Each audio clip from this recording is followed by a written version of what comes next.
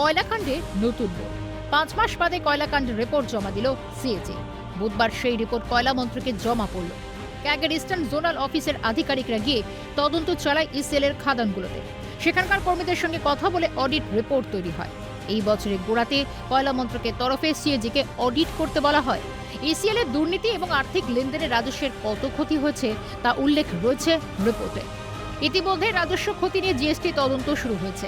এই পরিস্থিতিতে এবার কয়লা পাচার কাণ্ডে আসরে নামল ইডিও। অরূপ মাঝির বাড়িতে আয়কর হানার নথি খতিয়ে দেখবেন তাঁরা।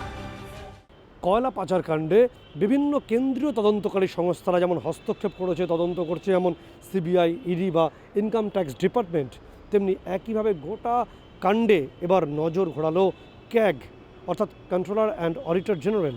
তারা জানতে চাইছে যে কী পরিমাণ জাতীয় রাজস্ব লুট হয়ে গেছে, কারা কারা ছিল, কাদের মদতে হয়েছে এবং সেই যোগ কত দূর পর্যন্ত গেছে, অর্থাৎ প্রভাবশালী যোগটাও বিভিন্ন কেন্দ্রীয় তদন্তকারী সংস্থার সঙ্গে ক্যাগের যে র্যাডার তার নিয়ন্ত্রণে রয়েছে। তারা প্রাথমিক রিপোর্ট তৈরির পথে এবং সেই রিপোর্ট আসার পরে তারা পরবর্তী পদক্ষেপের কথা ভাববে।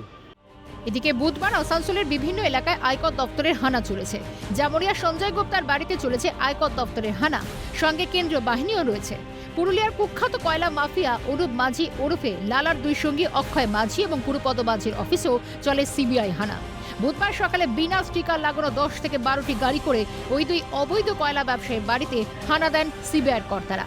টানা তল্লাশি চললেও সিবিআইয়ের তরফে কোনো তথ্য পাওয়া যায়নি। একই সঙ্গে ঘটনাস্থলে পাওয়া যায়নি অক্ষয় এবং গুরুপদকেও। যে রাজ্য পুলিশে যে সমস্ত আধিকারিক বা পুলিশ কর্মীদের নোটিশ করা হয়েছিল যারা আজকে আসেননি, তাদের ব্যাপারে এবার আবারও নোটিশ করলো সিবিআই এবং এবার সরাসরি পুলিশ ডিরেক্টরেটে। ফলে ক্রমশই গরু পাচার কাণ্ড এবং কয়লা পাচার কাণ্ডে কেন্দ্রীয় তদন্তকারী সংস্থাগুলোর ভূমিকা অত্যন্ত গুরুত্বপূর্ণ হয়ে উঠছে। ক্যামেরায় সুদীপ্তর সঙ্গে সত্যজিৎ মুখোপাধ্যায়, ক্যালকাটা টেলিভিশন নেটওয়ার্ক।